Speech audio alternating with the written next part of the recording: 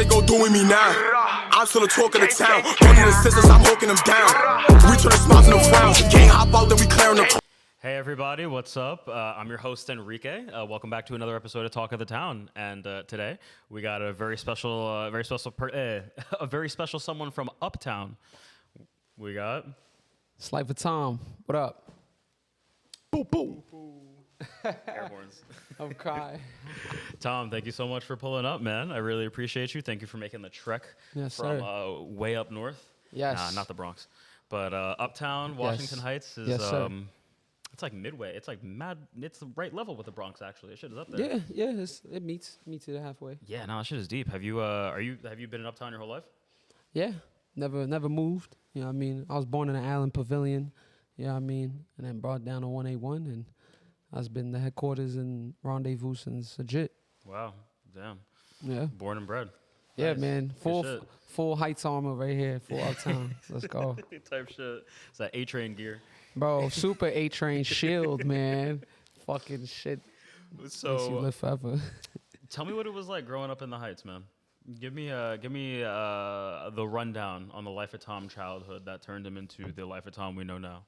Life of Thom childhood consisted of a lot of playing outside, linking my friends near St. Nick, 175, to get some comics and get some video games, near the United Palace, right in the middle, you know what I mean, where Bravo is now. You know what I mean? We would, this is one guy who sell our shit, all these vendors that sell Hanes underwear and Fruit de Loom, you know what I mean? Wow. All this shit, bro. Holy shit. Consistent, you know what I mean? From there, a lot of bike riding, just bike riding around High Bridge, you know what I mean? Going to High Bridge pool, specifically on Amsterdam, you know what I mean? Every summer, bro, I was in that pool every summer. That 10 feet side was crazy. But that pool was also kind of crazy if you're really from the Heights and you know your history. That pool is nasty works.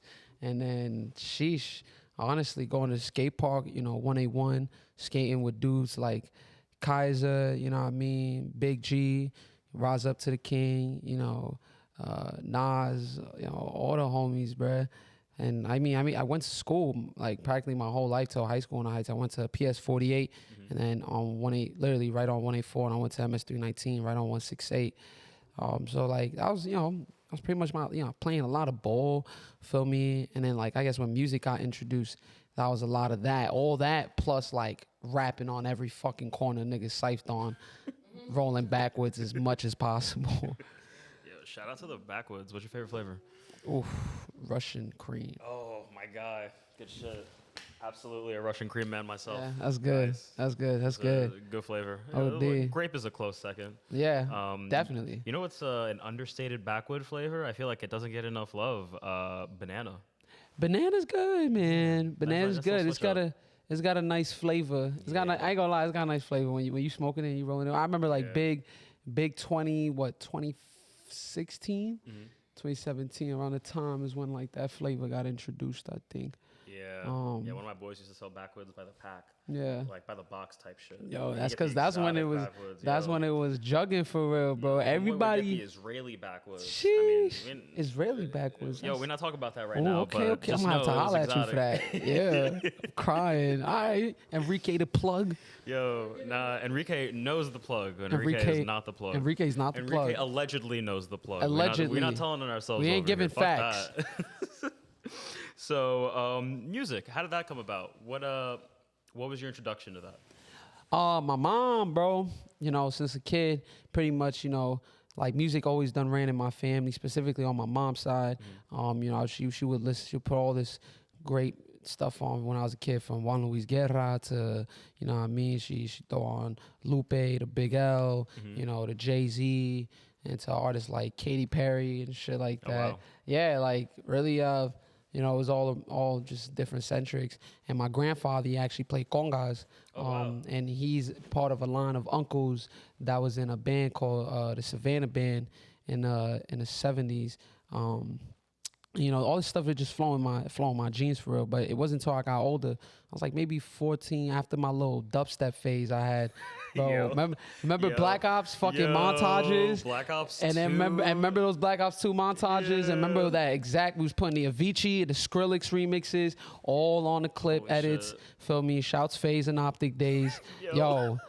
Bro, after that phase is like when I just got smoked up and just hip hop crazy. Like freshman and sophomore year, I was just like, bro, this is the shit my mom was trying to play me when I was a kid. Like, fuck, it's no reason why. It's reasons why I ain't understand it then. Jesus, this shit is, it's some other shit, you know. And pretty much I got inspired, you know, from writing from Eminem. A lot of people don't know that. That's like my favorite rapper ever. Wow.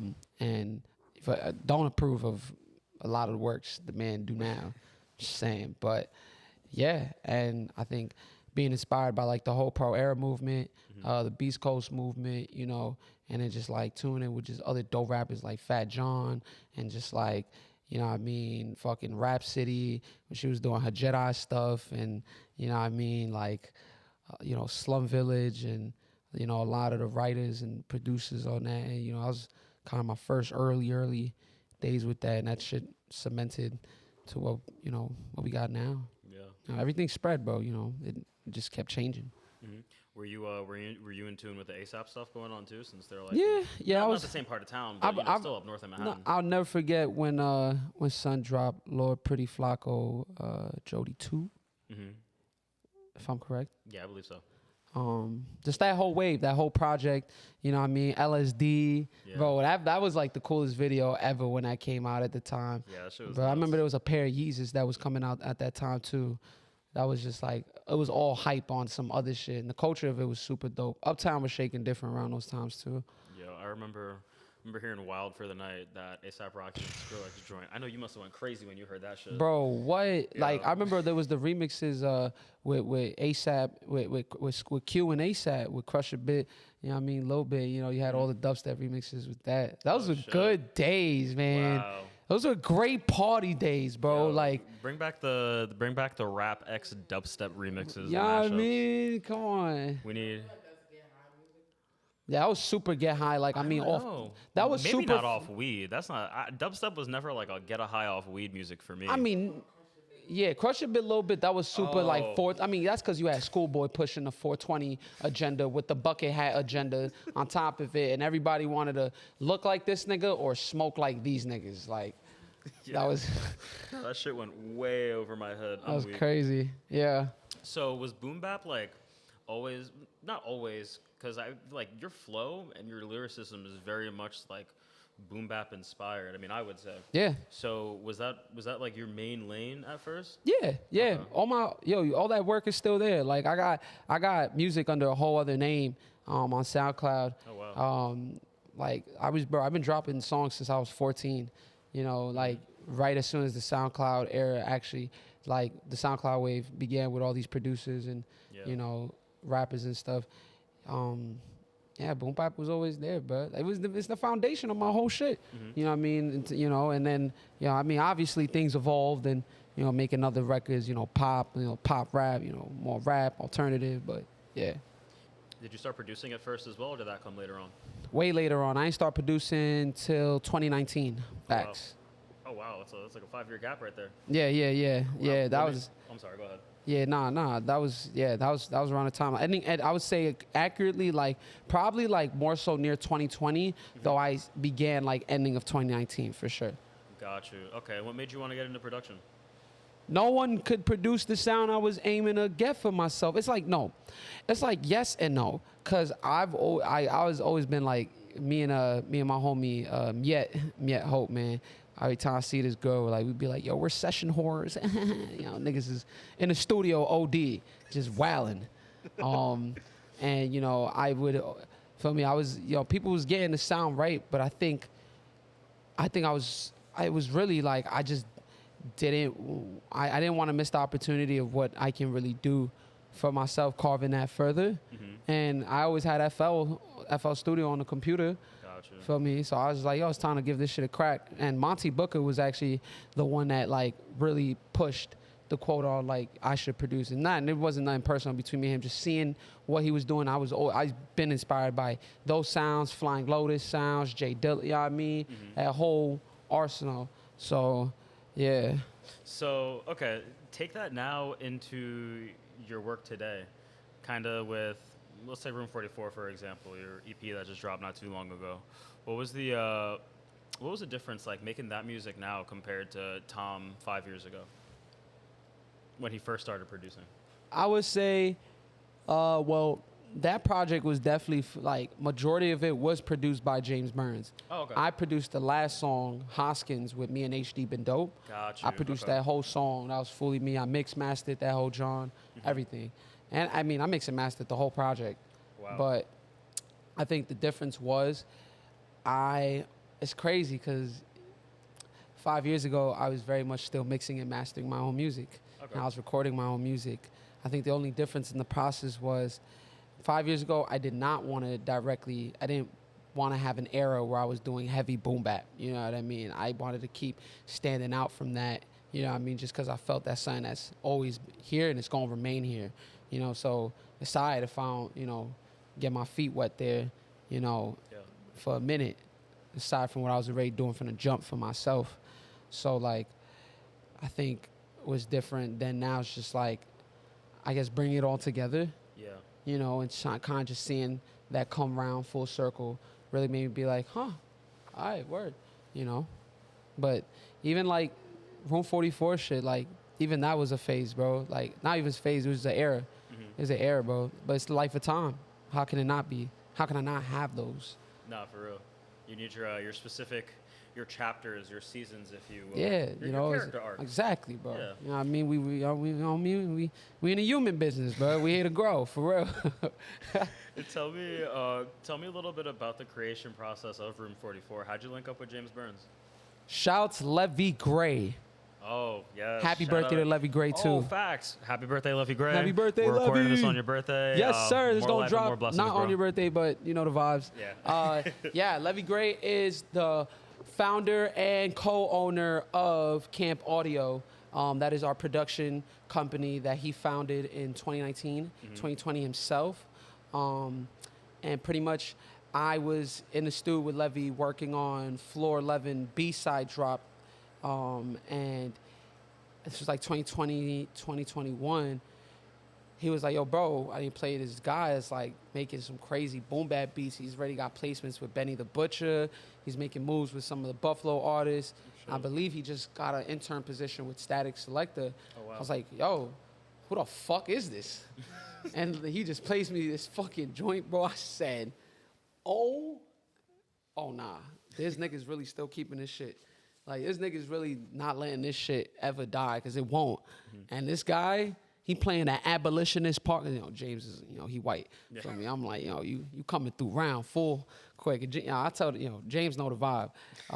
And then I think for the project, what really came full circle is I'd already been working with Camp Audio we got in the studio heavy 2021 days, and in 2022, when we was working at Brewery a lot, earlier that year, as soon as the year turned, James was like, yo, bro, let's do a session. It took mad long on getting it done until the first one was with a Kai solo, which is the song Ezekiel. Yeah. And then all those Johns were bro, I made majority of that tape 2022, that summer. Oh, wow. Yeah. Interesting. Yeah, I was just in my own world with James, Levy, Camp, just doing our thing. Okay, what made you want to put it out last year as opposed to a little closer to when it was made? It wasn't supposed to come out last year. I wasn't expecting that to ever come out. Wow. I was rolling out an album, which is those songs, Bang, 2011 with Mia Gladstone, the pop song Archetype. Okay, I meant to ask you about that. Okay. Yeah, so what happened was, I was facing some conflicts with the internals of the creation for the album. Certain things on the business aspect just wasn't aligning. And I was like, well, I'm just starting this whole new waterfall kind of month-to-month back thing. Yeah. I had just dropped Archetype. My plan was to continue to roll out the album. But the song I wanted, there were existing issues at the time. Yeah. So I was like, fuck, I got to choose. What do I have done? What's done? And everything on the Paddler was almost done except for that project with James. Okay. And this was like June. This was July last year. I said, let me take a bet, but let's put this shit out, Burns. Let's put this shit out August. And boom, off the reaction of that, I said, oh nah, niggas want to hear me rap. Let's go. And that's pretty much how. And then it just made sense with what it was going, logistic wise, just looking at like sound and how things move in communities for real, especially from New York, and just the foundation of just boom bap and just straight raw hip hop being my core for real, like. Yeah. You know what I mean? It was just like, bro, like, it's about time. My boy Big Dog, he been like heckling me for years. Like, yo, Thom, please try. Like, I know you did this before, but like, you know what I mean? Like, get on some of these beats for real, So it was dope to just see it full round and, come out. Okay. Do you think that pop album or alternative, not boom bap album, is something that we'll see in the future still? Yeah, album coming soon. Okay, album coming soon. Good to know. I really like Room 44, so nice to know that there's more on the way. Because I was wondering when I was going through it, like, because I remember I covered Archetype on Project Preview, and I didn't realize it at first, but after the project was finished, I was like, oh shit, Archetype wasn't on here. So that's good. Yep. It's good to know. I appreciate the update. Yeah. Come on, man, we here. So we're going to go back a bit to your rapping skills. You were on the Radar's Christmas Cypher this year. Yes. We talked a little bit about that last time, but since that will never be seen, let's talk about it now. How did you get on it? What was that like? What was the whole experience like? It was super fun. Shouts El Calvador. Shouts my boy Cal. Always holding down the media and outreach for things over at OTR. And peace to Gabe for just being a dope dude who fucks with my music and really just fucks with what's going on. It was super dope, bro. That shit was nice. I did pulled up, and everyone was there. My son, Tony E, Bub Styles, Petty, Dom Monique. A lot of homies was in there. It was super dope. Really nice.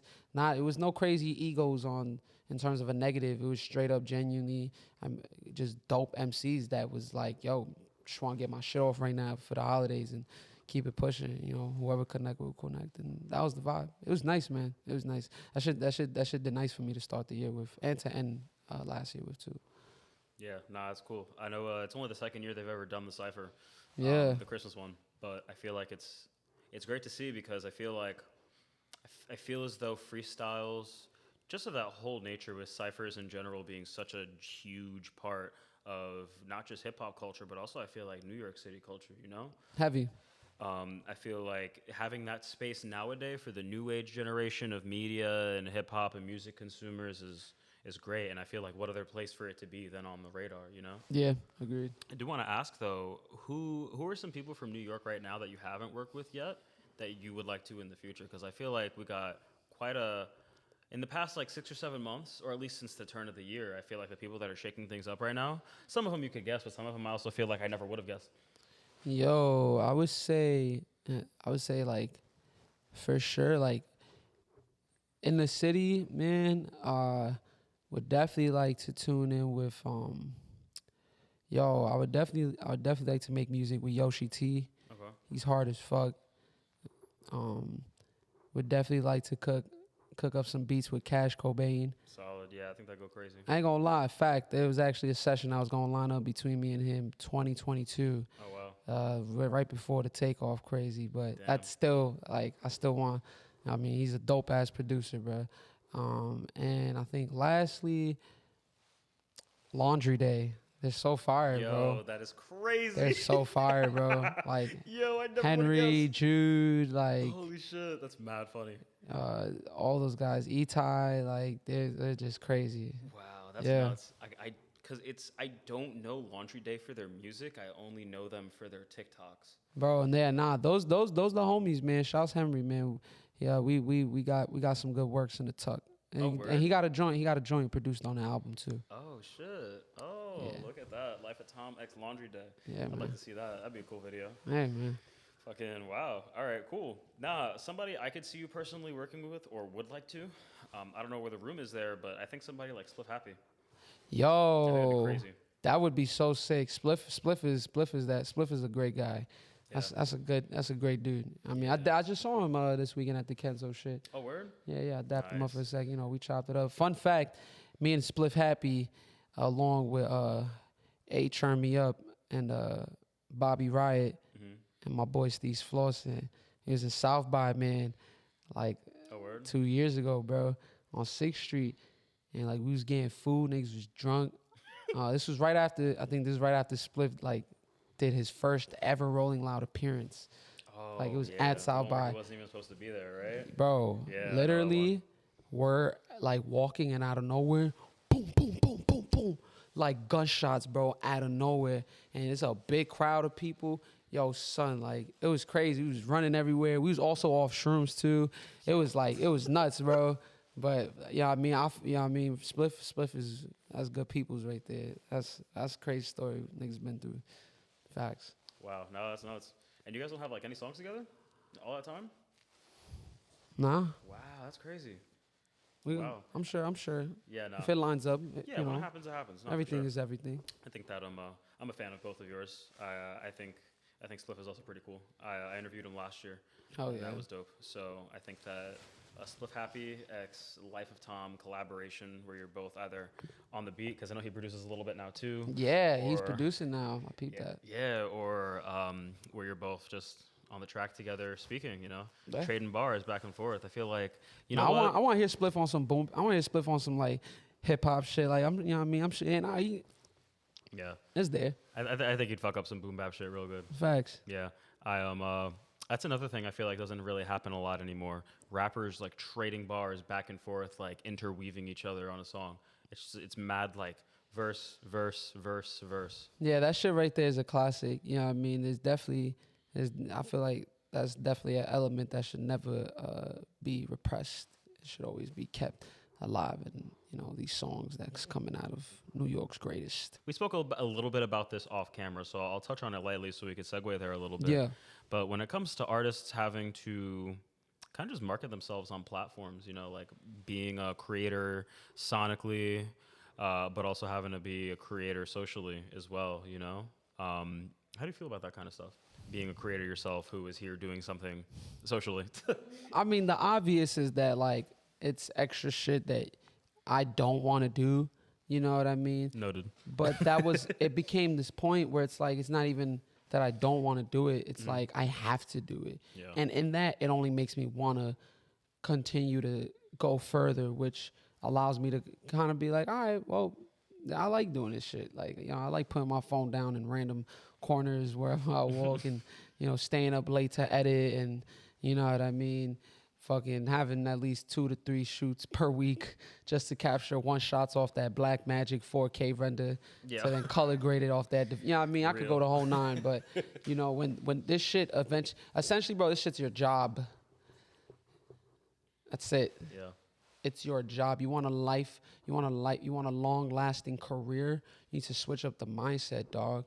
A lot of homies, you know what I mean, a lot of dudes, anyone could be built for this. It's just all on your mindset, yo. Like, if you really, you know what I mean, can take on all these different tasks yourself and build yourself to keep a consistency with it, best believe you will win.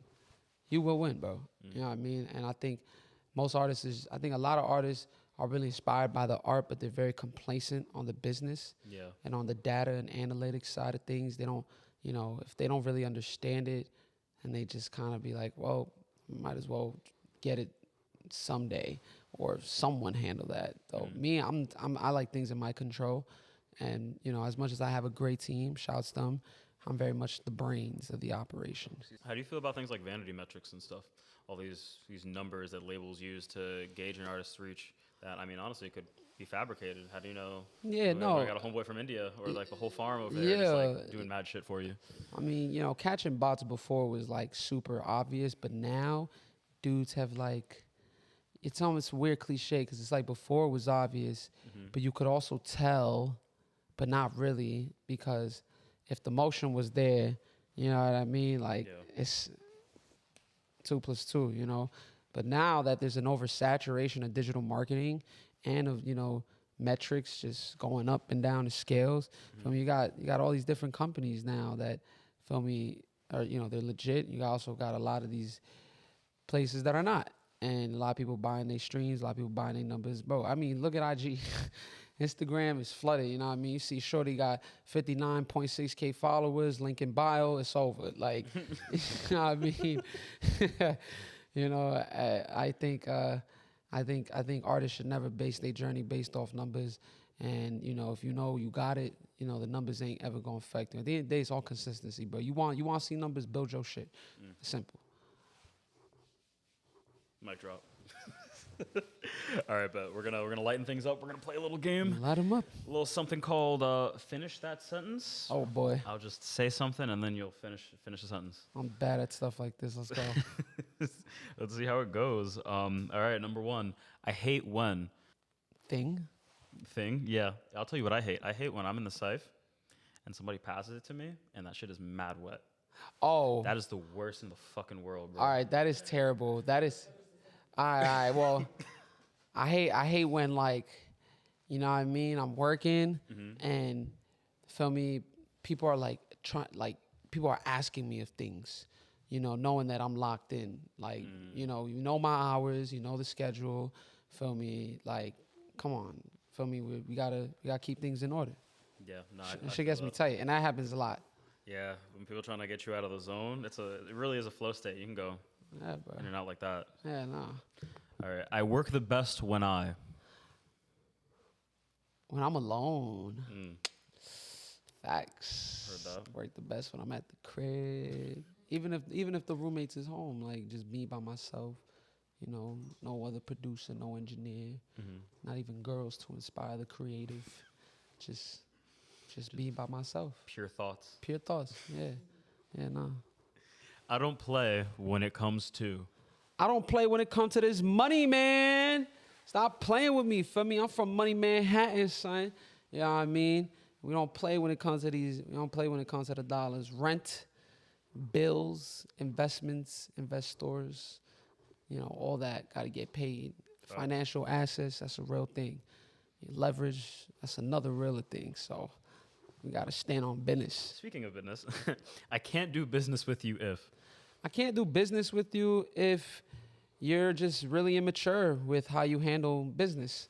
Straight up, you know, if you're someone that's like complacent or, you know, you don't really like, you want to take the bait too fast, you know, take your cut, it's too, just not in tune, not synced up, like, I'm sorry. And I smell that from a mile away, so best believe I won't even get myself in the mix. Heard.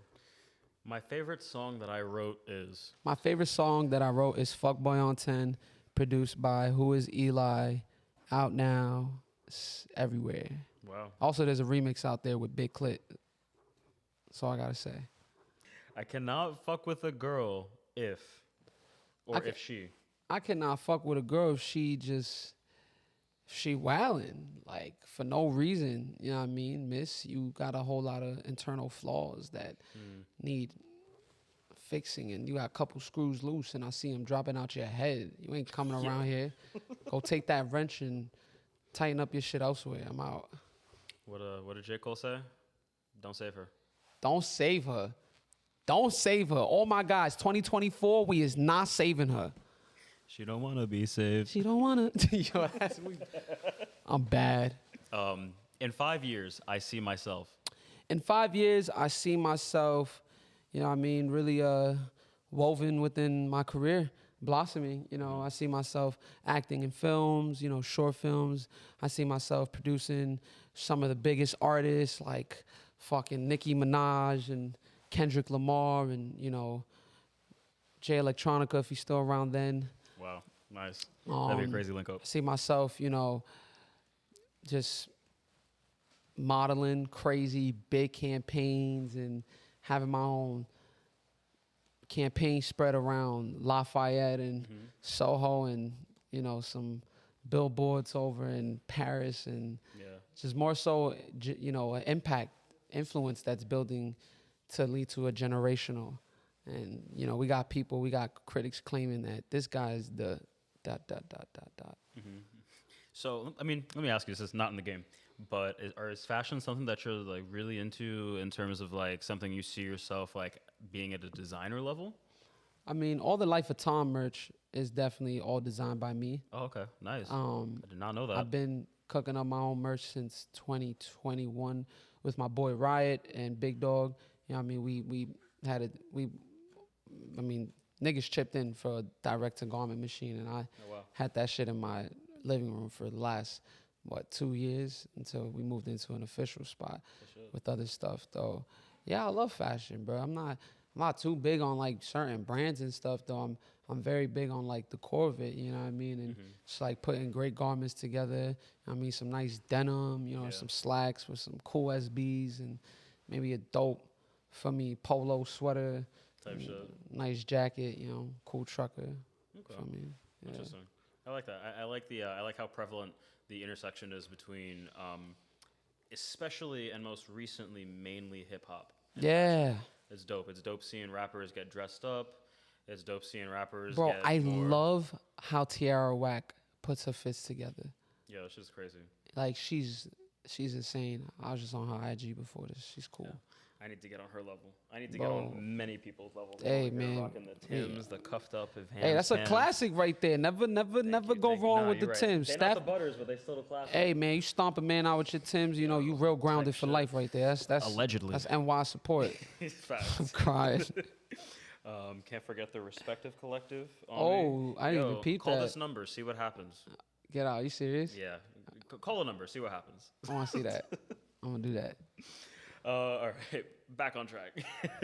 I'm embarrassed that I know so little about. I'm embarrassed that I know so little about graffiti. Oh, okay. If I keep it a stack with you, my boy Keon, actually, because I had this old roommate leave old, like, spray bottles. And, like, you know what I mean? I just did some cool works myself up on, like, my roof and shit. And I'm like, I told bro and shit. And he was like, wait, before you even go further, before you even touch another spray can, you need to watch this, that. And, like, I feel, you know, just being a part of the hip-hop space and just being from New York, like, I should know my graffiti history, bro. I should know, you know, that's not something too common, but, like, I don't know. I just feel like for, like, the corners I'm a part of, you know, it's something I should at least have some basic common knowledge on, for real. No, I feel you. Yeah, I mean, hip-hop is very much entrenched in the counterculture, you know, the anti-establishment, and graffiti being a part of that, especially when hip-hop was coming up. This shit was huge. My dad, he used to be a b-boy, so he would tell me a lot about, like, all the fucking trains being filled with graffiti like, all over. Yes. You ever seen the movie Beat Street? Yes. Yo. That's go watch what I'm Beat saying. Street. Go watch Beat Street. Go It was watch a Beat fucking Street. classic. Hip-hop classic. Like, if you love hip-hop. Or even, like, Kids, man. watch The it. movie Kids, bro. It has fucking graffiti all around that shit, bro. Yo, like, that shit. Classic I mean? movies. Yeah. But yeah, graffiti, such an important part of hip-hop history and New York history. And beautiful art. R.I.P. 5 points. Art, bro. Facts. R.I.P. 5 points. Sorry. RIP 5 points. Look, that shut down 2014, right? Yeah. What's crazy is that They renovate. for what people who don't know, 5 points, huge spot in Queens where people would just do all different kinds of graffiti.